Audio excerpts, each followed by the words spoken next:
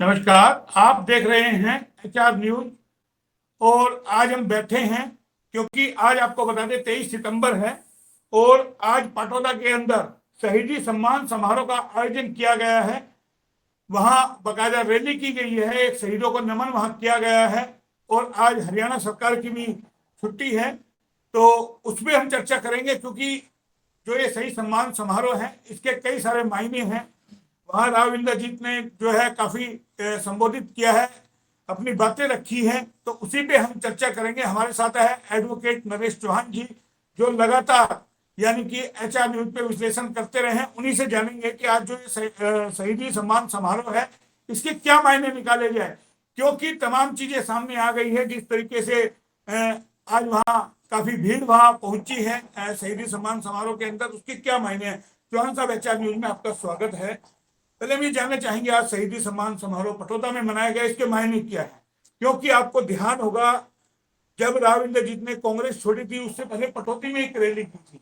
मोहनलाल जी, आप मायने की बात कर रहे हैं तो उसके लिए ये 7 साल हो गए राव इंद्रजीत सिंह को इस मौजूदा दौर की सरकार में मंत्री बने हुए। हरियाणा और केंद्र में भारतीय जनता पार्टी की सरकार है, तो अचानक 7 साल बाद ये कार्यक्रम एक विशाल रैली के रूप में किया जा रहा है, तो मायने तो राजनीतिक हैं।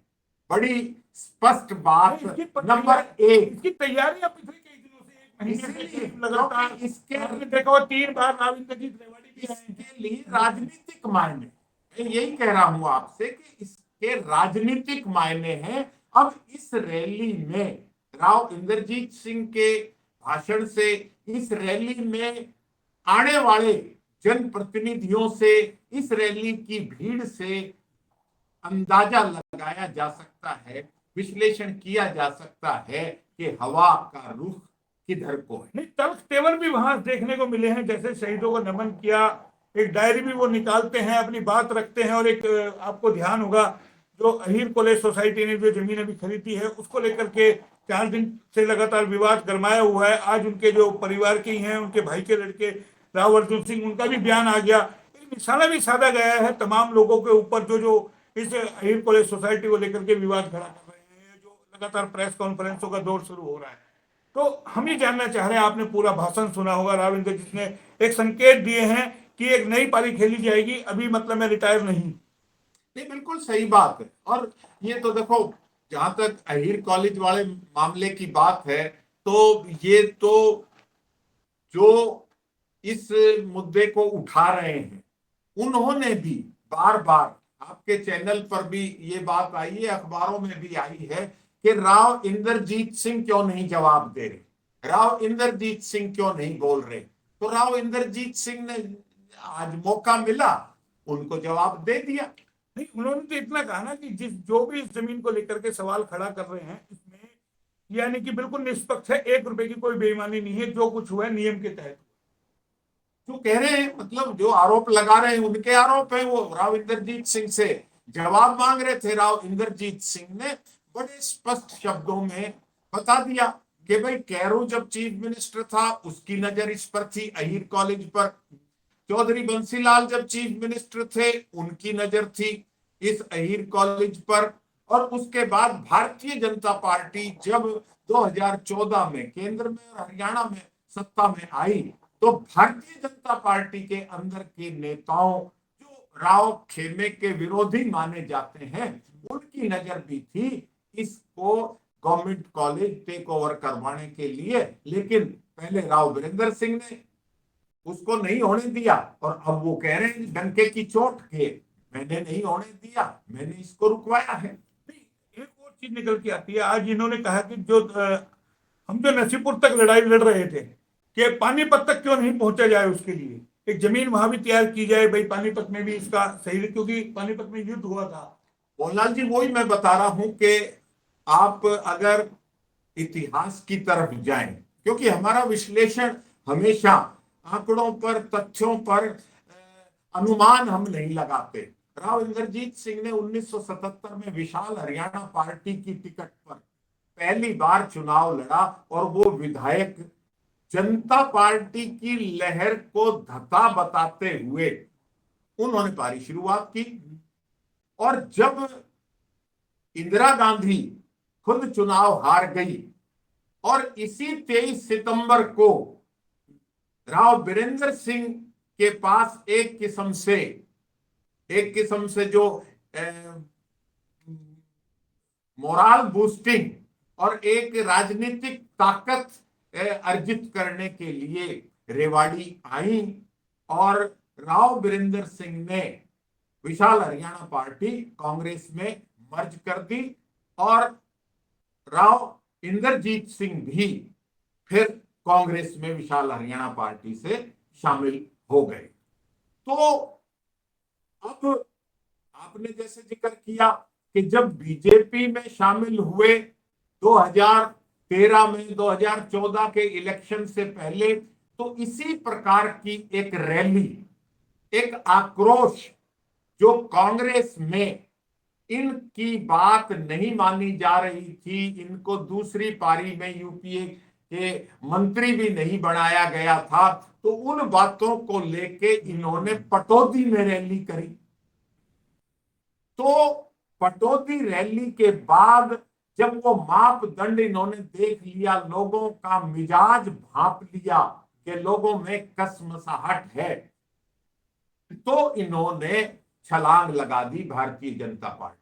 और आज की रैली का भी अगर आप सारा लब्बो लबाब देखें तो इन्होंने कोई बात छुपाई नहीं है, बड़े क्लियर और साफ शब्दों में कह दिया है और ये बता भी दिया है, कई उदाहरण देकर कि भाई लोग इकट्ठा होकर फिर आगे कदम बढ़ाएं, आगे काम करें तो कामयाबी मिलती है। तो आज पहली सीढ़ी इन्होंने बताया, इन्होंने भांप लिया लोगों का मन कि ये लोगों की जो संतुष्टि है वो अभी पूरी नहीं हुई, क्योंकि बार बार 2014 में भी अहिरवाल से मुख्यमंत्री की दावेदारी की बात उठी थी, 2019 में भी मुख्यमंत्री की दावेदारी की बात उठी। और मोहन जी, हम अपने चैनल पर कई बार ये बड़े बेबाकी से कह चुके हैं कि अब फिर माहौल हरियाणा में नेतृत्व परिवर्तन का चल रहा है, तो उस बात को अपने लोगों के बीच में ले जाके गेंद इन्होंने जनता के पाले में डाल दी है और जनता के पाले से पार्टी हाईकमांड के पाले में आज की रैली के बाद गेंद नहीं, जनता से तो पूछ भी रहे हैं कि भाई हमारे को जो सम्मान मिलना चाहिए था वो मिला या नहीं मिला। वो कह रहा हूं मैं, जनता के पाले में इन्होंने गेंद अपनी मन की बात वो डाल दी है और जनता से हाँ भरवा के अब पार्टी की हाईकमांड के पाले में ये बात डाल दी है। आपको और जहां तक वो आप पानीपत की वो बात कर रहे हो, क्योंकि ये 1857 राव तुलाराम का जो कंट्रीब्यूशन और जो एक किस्म से स्वतंत्रता सेनानी और उसके महानायक का उन्हें खिताब मिला है, तो वो 1857 16 नवंबर को जो नसीबपुर में युद्ध हुआ था, 5000 सैनिक जो अंग्रेजों के खिलाफ, और झज्जर नवाबी, नसीबपुर उस टाइम झज्जर नवाबी के अंडर था, तो झज्जर नवाब का बेटा भी उसमें शहीद हो गया था। तो राव इंद्रजीत सिंह ने बड़े स्पष्ट शब्दों में लोगों से हाँ भरवा ली कि हम अपने इलाके तक ही सीमित रहेंगे क्या, नसीबपुर के मैदान तक सीमित रहेंगे क्या, पानीपत की लड़ाई की तरफ, पानीपत की तरफ भी कुछ करने की सोचो। लोगों ने वो मानस बता दिया। नेता के पास मिलता क्या है, जनता की तो हाँ भरवानी है भाई। मन तो आप अपना बना चुके ना, आप अपनी तैयारी में तो हो ही कि भाई नसीबपुर से निकल करके आप पानीपत जाओ, भाई जनता का उसमें सारा लोग जैसे मोदी जी करते हैं, हाँ भाई ये काम आपको मंजूर कर दें, तो जनता कहाँ ना करेगी, क्यों ना करेगी? वही तो तो उन्होंने मोहनलाल जी उन्होंने कह दिया कि मैं ढुलमुल था, रिटायर हूं ना हूं, 70 का हो गया हूं, वो करूं, लेकिन मेरे को मार मार के घूसे, मार मार के पंच मेरे सोए चुभो के अब मैंने पक्का मन बना लिया है कि मैं रिटायर नहीं होऊंगा और नई पारी खेलने के लिए मैं तैयार हूं। अहिरवाल से बाहर कदम रखने के लिए मैं तैयार हूं। और ये झज्जर हल्का नसीबपुर का मैदान भी नवाब झज्जर के नेतृत्व में लड़ा गया था और आज की जो राजनीतिक नई पारी की शुरुआत होगी वो भी झज्जर विधानसभा क्षेत्र से राव इंद्रजीत सिंह ने ऐलानियां शुरू कर दी। मेरा एक और सवाल है, ये कहां से उठा है? जब से जो आपने देखा होगा भी, आपने विश्लेषण किया था, जो भूपेंद्र यादव को कैबिनेट मंत्री का दर्जा मिला है मोदी सरकार, क्या लगता है वहां से तमाम स्थितियां बदली है कि भाई उम्र भी हो रही है, जैसा लगा था पहले भी आपने विश्लेषण किया था कि भाई आगे 2024 में टिकट मिले ना मिले तो जमीन एक तैयार की जाए। अब आपने कहा पानीपत तक को, तो क्या जो नई पारी खेलेंगे वो इंसाफ मंच के बैनर से खेलेंगे या पार्टी का बदलाव होगा? मोहनलाल जी, सवाल ये मैं आपको याद दिला दूं, दर्शकों को भी याद है, हमने बड़ा स्पष्ट कहा था कि भारतीय जनता पार्टी ने अपना घोड़ा मैदान में उतार दिया है। भूपेंद्र यादव को बिना लाग लपेट, चाहे भूपेंद्र यादव ने कुछ कहा हो, बीजेपी वालों ने कुछ कहा हो और लोगों ने कुछ कहा हो, लेकिन हमने अपने विश्लेषण में बड़ा साफ संकेत दिया था, कोई बात नहीं छुपाई थी कि भारतीय जनता पार्टी ने अपना घोड़ा मैदान में उतार दिया है। अब राव इंद्रजीत सिंह को सोचना है कि उन्होंने क्या करना है। वो आज राव इंद्रजीत सिंह ने पार्टी के प्रदेश अध्यक्ष के सामने और राव इंद्रजीत सिंह समेत 5 मेंबर पार्लियामेंट्स, एक राज्यसभा के सांसद और 4 लोकसभा के सांसद, 4 एमएलए जिनमें 2 मंत्री हरियाणा सरकार के, एक्स एमएलए, और वो उनकी बात छोड़ो, झज्जर जिला भारतीय जनता पार्टी का अध्यक्ष, रेवाड़ी जिला भारतीय जनता पार्टी का अध्यक्ष। तो ये इशारा, ये बात दीवार पर लिखी हुई है, पार्टी हाईकमांड पढ़ रही है, पढ़ चुकी है। अब देखो पार्टी हाईकमांड अगला कदम क्या उठाती है। उन्होंने भाजपा को भी आड़े हाथों लिया ना। देखो जिक्र किया, बोला 2014 में हम कहाँ थे, 2019 में हम कहाँ गए, नारा लगाया गया था 75 पार का, 75 पार का, और पार्टी सिमट करके रह गई है जो जिस तरीके के उन्होंने आज कहा। और प्रदेश अध्यक्ष वहां बैठे हैं, मौजूद है वहां, और अपना बचाव भी करके उनको कहा, नरम स्वभाव के हैं वो। तो नहीं, बचाव को तो क्या है, प्रदेश अध्यक्ष खुद इस बादली हल्के से जहां ये रैली हुई थी वह हार गए, तो इसमें कहां झूठ बोला। हमने अपने विश्लेषण में, एचआर न्यूज के विश्लेषण में मोहनलाल जी बता दिया था कि ये 75 पार हवा हवाई है, और किसी ने नहीं कहा। हमारे चैनल ने कहा कि ये हवा हवाई है, बामुश्किल, क्योंकि भाई सत्ता में है तो सरकार बना लेंगे, ये हमारा विश्लेषण था। लेकिन एक और तल्ख तेवर वहां देखने को मिला, जो जमीनी विवाद जो चल रहा है उसको लेकर के भी विरोधियों पे आज जम के इन्होंने निशाना साधा। साथ में कहा, बोला दुश्मन होना चाहिए, अभी 3.5 साल है, ये वक्त दुश्मनी का नहीं, बचा करके रखे अपने आप। देखो किस पे निशाना माना जाए? ये जिस पर भी मानेंगे तो वो बताएंगे, लेकिन उन्होंने इशारों में बहुत कुछ कह दिया कि मैं औरतों के खिलाफ, अपाहिजों के खिलाफ, मरीजों के खिलाफ, उनके खिलाफ मैं लड़ाई नहीं लड़ता। पर उस हाथ की हाथ उन्होंने दुश्मनी भी कह दी। तो मैं समझता हूं कि यहाँ थोड़ा सा उनका एक इमेच्योर वो बयान था, या कहीं कोई दुखती रग पर हाथ रखा गया, ऐसा भी हो सकता है। लेकिन आज एक और उन्होंने, देखिए 3 कृषि बिलों को लेकर के भी जिस तरीके से सरकार जिद पे अड़ी है, किसान लगातार 10 महीने का समय हो गया, और आज आपको ध्यान होगा रेवाड़ी में किसान आंदोलन आप पहुंचा था, जो मसानी बैरेज के पास वहां किसान बैठे थे। लेकिन आज उन्होंने एक जिक्र किया कि सरकार को बात करनी चाहिए किसानों से। क्या लगता है राव इंद्रजीत जी मानते हैं कि कहीं ना कहीं ये नुकसान, किसानों से जो नाराजगी है वो नुकसान कहीं ना कहीं हो रहा है? मैंने बताया ये राजनीतिक मायना, 7 साल बाद ऐसी रैली करना, तो इसका सारा लब्बो लबाब राजनीतिक है। तो दबाव है क्या, मतलब बीजेपी पे दबाव पड़े या 3.5 साल है? अरे क्यों नहीं दबाव? मेरी बेटी भी चुनाव लड़े, मैं भी लड़ूं, लेकिन राजनीति है, इसीलिए ये दबाव, पूरा दबाव राजनीतिक, इस रैली के मायने जो आप पूछ रहे थे, राजनीतिक रैली थी। मतलब शहीद और उनकी बात से बढ़कर ये राजनीतिक रैली थी। और इसमें जो लोग आए, कहीं ना कहीं आप देखोगे कि उनके भी अपने अपने कहीं ना कहीं सरकार से कोई नाखुशी है या कोई टीस है। तो वो एक मंच पर राव इंद्रजीत के साथ जाकर के उसको उम्मीद थी कि मैं जाऊंगा, मंत्री बन जाऊंगा, जैसे पिछली बार विक्रम बन गया, इस बार जो है यहाँ से अपने बनवारी लाल जी बन गए, लेकिन मेरा नंबर नहीं है। उनको टीस है कि मंत्रिमंडल मुझे नहीं मिला कहीं भी आज तक। तो ये भी एक मंदिर खाते यानी कि है क्या, क्योंकि एक साथ में राव इंद्रजीत ने कहा कि जो 2014 में हमारी जितनी अहिरवाल में सीट जीत के आई थी उसमें भी करेंगे।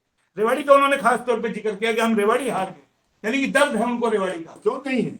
वो तो जब एक उन्होंने अपने मर्जी से टिकट दिलवाई थी और वो हार गई, तो उन्होंने बाकायदा उनको जयचंद की संज्ञा दी है। पार्टी के भीतर वालों को, पार्टी के भीतर वालों के खिलाफ एक्शन नहीं लिया। जब हीर कॉलेज को गवर्नमेंट टेक ओवर के लिए वो मूव किया था, तो उन्होंने कोई बात छिपाई नहीं। लेकिन एक बात और भी उन्होंने कही, और जो इनकी तासीर है राव इंद्रजीत सिंह की, कि मैं जिस थाली में खाता हूं उसमें छेद नहीं करता। जब 2013 में इन्होंने पटौदी रैली करी, उस टाइम भी इनको यूपीए 2 में एक कोई चेयरमैन नहीं दे रखी थी। तो आम जनता का मानस ये था कि भाई राव इंद्रजीत सिंह इस चेयरमैन को क्यों नहीं छोड़ रहा।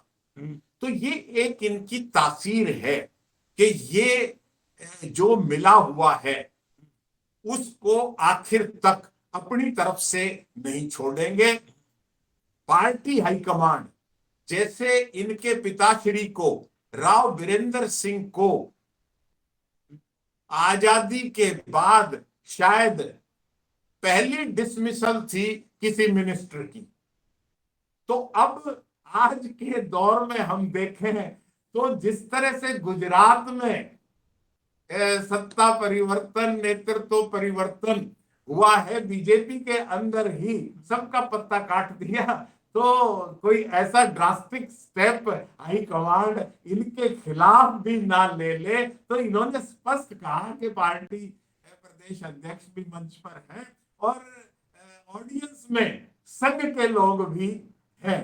तो इन्होंने अपनी बचाव की मुद्रा कि भाई मेरी बात को गलत मत लेना, कहीं मेरे को ही आप ना इसमें लेफ्ट राइट करवा। तो बोले ना मोदी सरकार में मैं वजीर भी, इसीलिए कह रहा हूं मैं कि ये अपनी मर्जी से, हालांकि इस वजारत में इनका कद बढ़ना चाहिए था, लेकिन इनको अपग्रेड किया जाना चाहिए था। पर क्योंकि हम पहले भी कह चुके हैं कि जो पार्टी बहुमत में होती है, पूर्ण बहुमत में होती है, कांग्रेस और भारतीय जनता पार्टी के चेहरे, चरित्र और उसमें आज कोई फर्क नहीं है। तो इन्होंने राव इंद्रजीत सिंह को वहीं की वहीं स्टेटस को रख के भूपेंद्र यादव को तो ऊपर बढ़ा दिया। वो उसका है काम, वो मान सम्मान नहीं मिला, काम बिल्कुल है। क्यों है? अरे क्यों नहीं है? हमें सम्मान नहीं मिला, क्यों नहीं है मोहल्ला, क्यों नहीं है? लेकिन पार्टी बीजेपी ने भी तो विश्वास नहीं किया ना कि भाई आप इन्हीं के सारे जब आए थे 2014 में ये थे और 3-4 जनों को लेकर के आप आए थे, चौधरी वीरेंद्र को लेकर के आए थे, लेकिन सबकी आज स्थिति देखे ना कहां पर है। हमने कहा पहले भी कह दिया अपने विश्लेषण में, पार्टी पावर में यानी कि वो यूज एंड थ्रो की पॉलिसी अडॉप्ट करती है। तो भारतीय जनता पार्टी भी आपकी मर्जी है। अभी राव इंद्रजीत सिंह ने कहा कि 1999 में 10 की 10 सीट आई थी, लेकिन उस टाइम कारगिल युद्ध का एक पराक्रम था और खुद राव इंद्रजीत सिंह चुनाव हार गए थे सुधा यादव से। और अब 2019 में हरियाणा की 10 की 10 सीट आई है, तो 10 में से 4 सांसद आज एक किस्म से अपनी एक पीड़ा, अपनी एक टीस एक मंच से साझा कर रहे हैं और उनके साथ एक राज्यसभा का एमपी भी उनके साथ सुर में ला रहा है। 2 हरियाणा के मंत्री सुर में सुर मिला रहे हैं, कुल 4 एमएलए सुर में सुर मिला रहे हैं। एक्स एमएलए छतरपाल ने तो ऐलानिया कह दिया कि राव साहब आगे बढ़ो, अगली रैली ये शहीदी दिवस की हिसार में करेंगे। तो आपने एक समीकरण पहले बताया था हमें चर्चा के अंदर कि हरियाणा में भी सत्ता परिवर्तन होगा। अब भी कह रहा हूं मैं, ये उसकी दिशा है, दिशा है ये दिशा है। क्योंकि हरियाणा के जितने भी जो दक्षिण हरियाणा में अगर कहें तो तमाम लोग नाराज हैं, मंच पर मौजूद हैं वहां। दक्षिणी हरियाणा में ही नहीं, हम बार बार हम हरियाणा नेतृत्व परिवर्तन की बात इसलिए कर रहे हैं कि मनोहर लाल जी एक किस्म से मनोहर कहो या नमोहर कहो, कि वो उनकी खड़ाओं के रूप में यहां राज कर रहे हैं, और उनसे जो स्थितियां हैं कानून व्यवस्था की हो या कोई और, मतलब अब तो हद हो गई। हर हफ्ते ट्रांसफर लिस्ट आ रही, पहले महीने में 2-3 आती थी, अब हर हफ्ते ट्रांसफर लिस्ट आ रही है। इसीलिए कह रहा हूं मैं, इसीलिए कह रहा हूं मोहनलाल जी, अहिरवाल की बात नहीं है, पूरे हरियाणा में अंदर ही अंदर भारतीय जनता पार्टी में भी सुगबुगाहट बहुत तेज है कि नेतृत्व परिवर्तन किया जाए, लेकिन किसको बैठाया जाए वहां बात। लेकिन एक और चीज आपने देखी होगी, राव इंद्रजीत जिस तरीके से पिछले 4-5 दिन से सक्रिय होकर, लगता है आने वाले दिनों में और भी सक्रिय होंगे। जैसे रेवाड़ी में लगातार फ्लाईओवर का उद्घाटन किया अंदर, आपने देखा होगा, फिर बावल के अंदर, और इस तरीके से, और एक साफ तौर पे बोल रहे हैं कि हम कोरोना काल में जो हमसे गलतियां हुई है हम नहीं दे पाए, और एक पिछली बार जो हमें 10 की 10 सीटें जिताई थी 2019 में, उसका भी हम धन्यवाद अब तक जनता का नहीं कर पाए। क्या मायने है? मायने वो कह रहे हैं कि अब हम आगे बढ़ेंगे, और वो कि हम अहिरवाल तक सीमित क्यों रहेंगे। तो उन्होंने आज ऐलान कर दिया। कोरोना काल भी एक, यानी कि कहीं ना कहीं लगता है बीजेपी बैकफुट पे जा रही है। नहीं, देखो इसमें भी 2 पॉलिटिकल बातें निकल के आ रही हैं कि इतनी बड़ी रैली, इतना बड़ा जमघट हरियाणा के और किसी हिस्से में मुख्यमंत्री भी नहीं कर पाया है, और नेताओं की और मंत्री संतरी की तो बात ही छोड़ो। इसीलिए उन्होंने अहिर रेजिमेंट की बात भी कही है और किसानों से बात करने की भी बात कही है। तो ये एक अपनी परिपक्वता दिखाई है कि मैं सक्षम हूं, नेतृत्व परिवर्तन होता है। तो देखिए, आप ताकत दिखा रहे हैं, जनता आपके साथ है।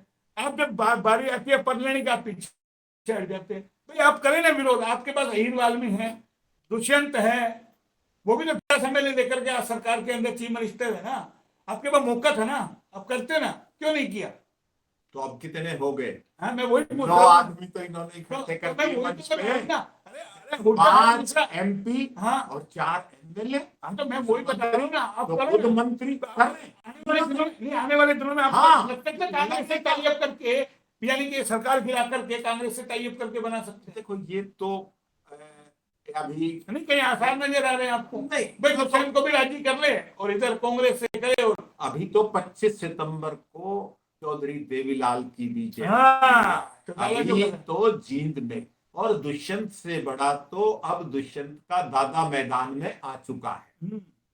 ओम प्रकाश चौटाला अब सक्रिय है, और ये जोड़ तोड़, ये सारी चीजें जब आज खुलकर इतनी बात हो गई है, तो अंदर खाने पता नहीं क्या क्या हो रहा। 15 सितंबर को ही आए थे राव इंद्रजीत सिंह वकीलों के नए चैम्बरों का उद्घाटन करने, और उन्होंने ऐलानिया कह दिया था, और ये 2014 के मैनिफेस्टो में भारतीय जनता पार्टी में, कि पंजाब हरियाणा हाई कोर्ट की एक बेंच दक्षिणी हरियाणा में स्थापित करवाई जाएगी, लेकिन आज तक नहीं हुई। अब इंद्रजीत सिंह ने बाकायदा कह दिया कि मैं इसका समर्थन करता हूं, और संघर्ष करो, मैं तुम्हारे साथ हूं। तो ये संघर्ष का ऐलान वो रेवाड़ी में भी कर चुके, और आज इस रैली के माध्यम से एक किस्म से उन्होंने अपना भविष्य का रोड मैप चलिए ऑल ओवर इसको क्या माने हम तमाम जो हमारे दर्शक देख रहे हैं, क्या समझे सर? जो आपने कहा कि भाई कहीं ना कहीं शक्ति प्रदर्शन है, ताकत दिखाने की कोशिश है, दबाव बनाने की बात है,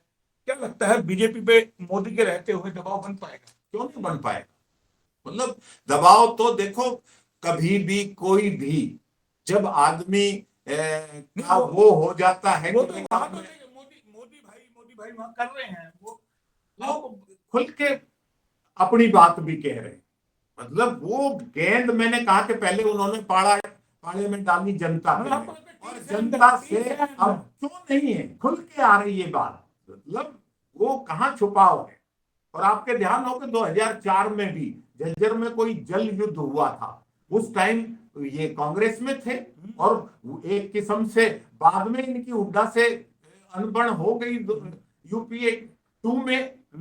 तो झज्जर का, लेकिन अहीरवाल का, भाई अहीरवाल का और बाकी इलाकों का एक ताकत राव वीरेंद्र सिंह के समय से रही है, जिसका जिक्र छतरपाल में भी किया और वो रिकॉर्ड में दर्ज है। तो उस पारी को खेलने के लिए इन्होंने ऐलान कर दिया है। तो अपने भाई बंधुओं को भी नसीहत दे दी है इन्होंने अपने भाइयों को भी इशारा कर दिया है कि एक हो जाओ। नहीं, सोचो, इतिहास को देखो, इतिहास को पढ़ के फिर कुछ बोलो और फिर कुछ करो। तो इसके आने वाले दिनों में और भी मायने निकलेंगे, कुछ नया उठापटक, कुछ आपको लगता है जिस तरीके से आप देखिए अलग अलग तरीके से विश्लेषण होंगे, अलग अलग तरीके से लोग उठापटक तो शुरू हो गई। इन्होंने ऐलान किया था कि गुड़गांव का एमएलए और सोना का एमएलए भी इस रैली में आएगा। सरकार ने उन दोनों को नहीं आने दिया, जो उठापटक की बात है। आपको मैं ध्यान दिलाऊं, कल ही और आपने भी सब अखबारों में आज आया है कि रेवाड़ी के 86 सरकारी स्कूलों का नामकरण उन गांवों के शहीदों के नाम से कर दिया। ये सर्कुलर जुलाई 1999 में जारी हुआ था कि जो कारगिल ऑपरेशन विजय में शहीद हुए हैं मिलिट्री के, पैरामिलिट्री के जवान, उनके गांव बस्ती के सरकारी स्कूलों का नाम शहीदों के नाम पे कर दिया। 1 जनवरी 2013 में हरियाणा सरकार ने, भूपेंद्र सिंह हुड्डा की सरकार ने उसमें एडिशन करते हुए कि कारगिल विजय ऑपरेशन के अलावा बाकी शहीदों के नाम से भी, स्वतंत्रता सेनानियों के नाम से भी, और जो नेशनल अवार्डी एमिनेंट पर्सनैलिटी उस गांव बस्ती की हैं, उनके नाम भी सरकारी स्कूल किया जाए। तो ये सरकारी उथल पुथल ही थी जो कल हमारे डिप्टी कमिश्नर ने 86 स्कूलों का एक ही स्ट्रोक में शहीदों के नाम कर दिया। हालांकि ये सराहनीय कदम है, हम डीसी के इस कृत्य की सराहना करते हैं, लेकिन जो बात राजनीति की थी, ये राजनीतिक मायने हैं कि कहीं ना कहीं इस रैली को कहीं ना कहीं सरकार की तरफ से भी काउंटर किया जाए, पैरेलल किया जाए। लेकिन इसके और मायने आने वाले दिनों में निकलेगी कुछ गर्माहट, क्योंकि जमीनी विवाद गरमाया हुआ है लगातार। सतीश यादव प्रेस वार्ता कर रहे हैं, कप्तान कर रहे हैं, एक के बाद एक ताबड़तोड़ जो जमीनी विवाद को लेकर, हालांकि आज उन्होंने कहा है, लगता है मामला ठंडा हो पाएगा। देखो मोहनलाल जी, राव इंद्रजीत सिंह ने खुद कह दिया है कि अभी मैं 5 बार एमपी और 4 बार एमएलए बनने के बाद नेता नहीं बना हूं। नेता बनने के लिए बहुत कुछ चाहिए। तो आप जो नाम ले रहे हो वो उन्होंने भी बता दिया कि भाई अपनी राजनीति चमकाने के लिए, और ये बात सच है, हकीकत भी है कि कर्नल राम सिंह के बाद अभी इस अहीरवाल में कोई इनको, रामपुरा हाउस को, राव इंद्रजीत सिंह को, उनके नेतृत्व को, उस बात को चैलेंज करने का मादा अभी किसी नेता में दिखाई नहीं। लेकिन आज है ना, जिस तरीके से भाजपा पर भी जम के बरसे, देखिए कहीं ना कहीं दर्द तो है। बार बार जिक्र किया, कहाँ आ गए, तो ये डर भी सता रहा है कि कहीं और मोदी का काम हो जाए। हरियाणा के अंदर जिस तरीके से आप अभी मान रहे कि ओम प्रकाश चौटाला बाहर आ गए, तो 2024 के अंदर कहीं ना कहीं स्थिति खराब हो जाए, तो उससे पहले ही पाला बदलो या कुछ अपना विकल्प तैयार करो। मोहनलाल जी, हम बता चुके हैं, हरियाणा परिवर्तन की रैली, देश में जो भी परिवर्तन होता है हरियाणा से शुरुआत होती है, खासकर रेवाड़ी से। रेवाड़ी और हरियाणा एक ही बात है। अब तो झज्जर चली गई बाहर, अब तो पटौदा चली गई। लेकिन आप तो एक जब मैं बात कर रहा था फोन पे, आपने मुझे कहा था, बोला मोहनलाल जी 2013 में इनकी रैली हुई थी पटौदी में और आप पटौदा में।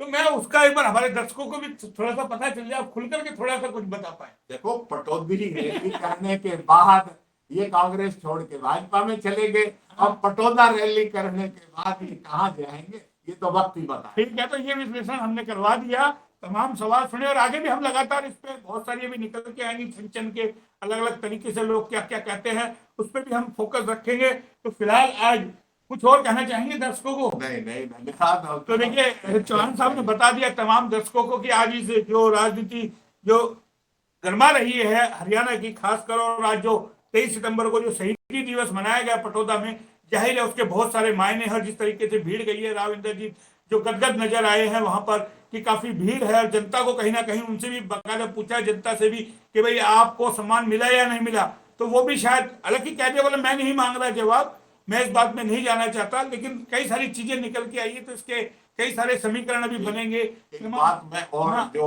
अभी सुन लेते हैं। 15 सितंबर को ओम प्रकाश मंत्री भी आए थे हमारी बार में, और उनके पास एक सैनिक कल्याण नया महकमा शुरू हो गया, और वो उस नसीबपुर नारनौल कॉन्स्टिट्यूंसी को ही रिप्रेजेंट करते हैं। आज जो राव इंद्रजीत सिंह ने किसानों की बात कही है, अहीर रेजिमेंट की बात कही है, मैं चाहूंगा कि नसीबपुर का मैदान जो 1857 की क्रांति का एक किस्म से हल्दी घाटी था, उसको भी अंबाड़ा में जिस प्रकार से बड़ा एक स्मारक शहीदों की याद में, अंबाड़ा में कोई लड़ाई नहीं हुई, तो नसीबपुर के मैदान को भी एक राष्ट्रीय स्मारक के रूप में विकसित करवाया जाए। ये मांग नहीं, ये बात जल्दी से जल्दी पूरी करवानी चाहिए। तो ये थे हमारे साथ चौहान साहब, क्योंकि देखिए विश्लेषण लगातार होते रहेंगे और समय समय पे जैसी स्थिति आएंगी, लेकिन आज कई सारे मायने हैं जो चौहान साहब ने बताया, कहीं ना कहीं दबाव भी एक डालने की कोशिश की गई है, ताकत भी दिखाने की कोशिश